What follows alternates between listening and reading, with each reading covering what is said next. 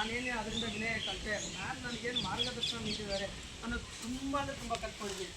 ಹೇಳೋದು ನಾನು ಇಷ್ಟಿರ್ಬೋದು, but ma'am ತುಂಬ ಹೇಳ್ಕೊಡ್ತಾರೆ. ಒಂದು ವಿನಯ ಆಗಲಿ, ನಾವು ಒಂದು ಊಟ ಮಾಡಿ ಮನೇಲಿ ತುಂಬ ಅಂದರೆ ಎಲ್ಲಿ ಬೇಕು ಕೂತ್ಕೊಡು, ಅಪ್ಪ ಅಮ್ಮ ಅವರು ಒಂದು ಟೈಮಲ್ಲಿ ಊಟ ಮಾಡ್ತಾ ಇರ್ತವೆ, ನಾವು ಇನ್ನೊಂದು ಟೈಮಲ್ಲಿ ಊಟ ಮಾಡ್ತಾರೆ, ಆ ಒಂದು ಬಾಂಧವ್ಯ ನಮ್ಮಲ್ಲಿ ಇರೋಲ್ಲ. ಬಟ್ ಇಲ್ಲೆಲ್ಲರೂ ಕೂತ್ಕೊಂಡು ಊಟ ಮಾಡೋ ಸೈಲೆಂಟ್ ಊಟ ಮಾಡ್ಕೊತ ಅದನ್ನ ಅನುಭವಿಸ್ತೀವಿ ನಾವು. ನಮ್ಮ ಒಂದು ಅನ್ನ ಶ್ರಮಪಟ್ಟಾಗ ಎಷ್ಟು ಒಳಗಡೆ ಹೋಗಿ ಅದೆಷ್ಟು ನಮಗೆ ಆನಂದ ಕೊಡುತ್ತಾ ಅದನ್ನು ಇಂಚಿಂಚು ನಮಗೆ ಅರ್ಥ ಮಾಡಿಸಿದ್ದಾರೆ.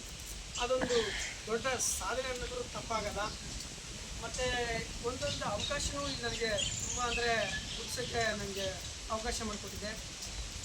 ಒಂದು ಮಕ್ಕಳನ್ನ ಒಂದು ಹಳ್ಳೀಲಿ ನಗಿಸ್ಬೇಕು ಅಂತಂದರೆ ನನಗೆ ಯಾವ ಒಂದು ಸ್ಟೇಜ್ ಮೇಲೆ ಒಂದು ನಾಟಕ ಮಾಡ್ದಲ್ಲ ಅಥವಾ ಒಂದು ಓದಿ ಒಂದು ಮಾತಾಡ್ದೋನಲ್ಲ, ಒಂದು ಶ್ರಮದಾನ ಮಾಡಿ ಒಂದು 2-3 ಗಂಟೆ ಅಷ್ಟೇ. ಯಾಕಂದರೆ ಒಂದು ಕಾಲೇಜಲ್ಲಿ ನಾವು ಏನೋ ನಾಟಕ ಮಾಡಬೇಕಂದ್ರೆ 2-3 ಅವರ್ ಇಲ್ಲ ಇನ್ನೊಂದು 2 ದಿನ ಹೆಚ್ಚು ಕೊಟ್ಟು ಈ ಟೈಮಲ್ಲಿ ನಾಟಕ ಮಾಡ್ಬೇಕಂದ್ರೆ, ಬಟ್ ನಮಗೆ 2 ಅವರ್ ಅಷ್ಟೇ ಟೈಮ್ ಇರೋದು.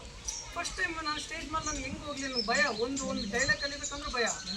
ಹೆಂಗೆ ಮಾಡೋದಪ್ಪ ಅಂದರೆ ಮ್ಯಾಮ್ ಹೇಳ್ಕೊಡ್ರಿ, ಏನಾದರೂ ಮಾಡಿ ಇಲ್ಲಿ ತಪ್ಪಾಗುತ್ತಾ ಮುಂದೆ ಅದು ತಪ್ಪು ನಿಮಗೆ ಹೆಂಗೆ ಕಿತ್ಕೋಬೇಕಂತ ಒಂದು ದಾರಿ ಕೊಡುತ್ತೆ. ತಪ್ಪಾದ ಚಿಂತೆ ನೀವು ಮಾತಾಡಿ ಅನ್ನೋ ಒಂದು ಧೈರ್ಯ ಕೊಟ್ಟರು ಮ್ಯಾಮ್.